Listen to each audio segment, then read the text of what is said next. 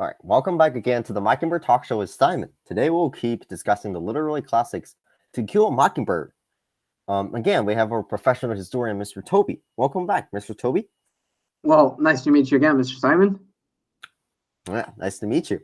Last time we discussed the basic settings in Maycomb and some essential characters. Today we will mainly discuss the traces of racism reflected in the novel.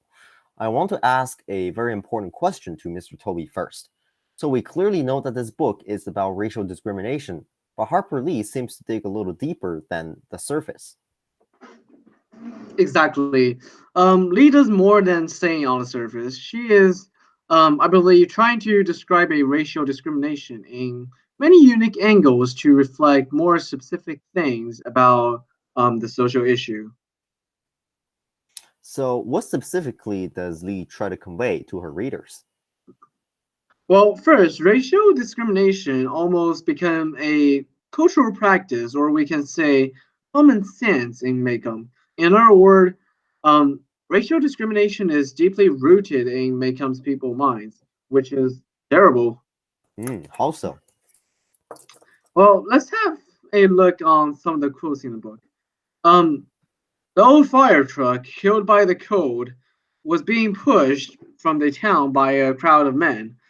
The men of Macomb, in all degrees of rest and undress, took furniture from Miss Maddie's house to a yard across the street. I saw Atticus carrying Miss Maddie's heavy oak rocking chair, and thought it is sensible of him to have saved what she valued most. Do you remember what happened in the novel? Let me see. Is it the one? I think it was an accident that Mrs. Monty's house lit up in the middle of the night, and every person in the town got up and helped her put on the fire together. The power of the community is really strong. Well, this united power from the United means that most people in this town are very warm hearted and helpful, right? Before the Hmm? novel dives into racial discrimination, Lee mainly reflects the positive sides of people. For instance, the Cunningham family never takes things from what people that they suffer, though they suffer the most from depression. Um, Mrs. Joe Bowles is the strong woman who is determined to fight with her addiction to morphine till the end. Those good characters in townspeople form a sharp contrast with their racial discrimination mindset. That sounds really interesting. Besides the warm-hearted side, the novel later exposes the very negative impact of racial discrimination on the society. Mr. Toby, so when did the novel first address this racial discrimination issue? Um, I believe that the novels start to dive into this problem when Scout learns the hateful N word at school. In this environment, she naturally acquires this habit. A Scout's classmate named Cecil Jacobs publicly sneezed at Scout because Scout Finch Daddy defended African Americans. This attack just came from an elementary student's mouth. It is so shocking that even elementary students at that time had this strong discrimination mindset. Kids at that young age, in my general impression, should be very innocent. They shouldn't learn that so many dirty words when they were that young. When those kids grew up, they were likely to pass this discrimination mindset to their kids as well. And this wrong culture will be so hard to be eliminated. I also came to think of Mrs. Dubles. She was a strong woman. She fought with her addiction until her death.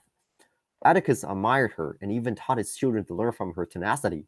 However, Mrs. Dubles often humiliated Jane and Scott because of their father. A woman with such good character nonetheless discriminates African Americans. That's right.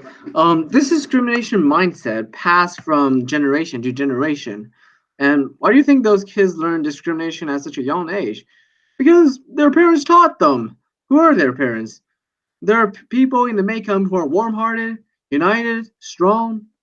By portraying that people in Macomb view defending African Americans as a disgrace, Lee demonstrated how racial discrimination had the power to distort a people's conscience.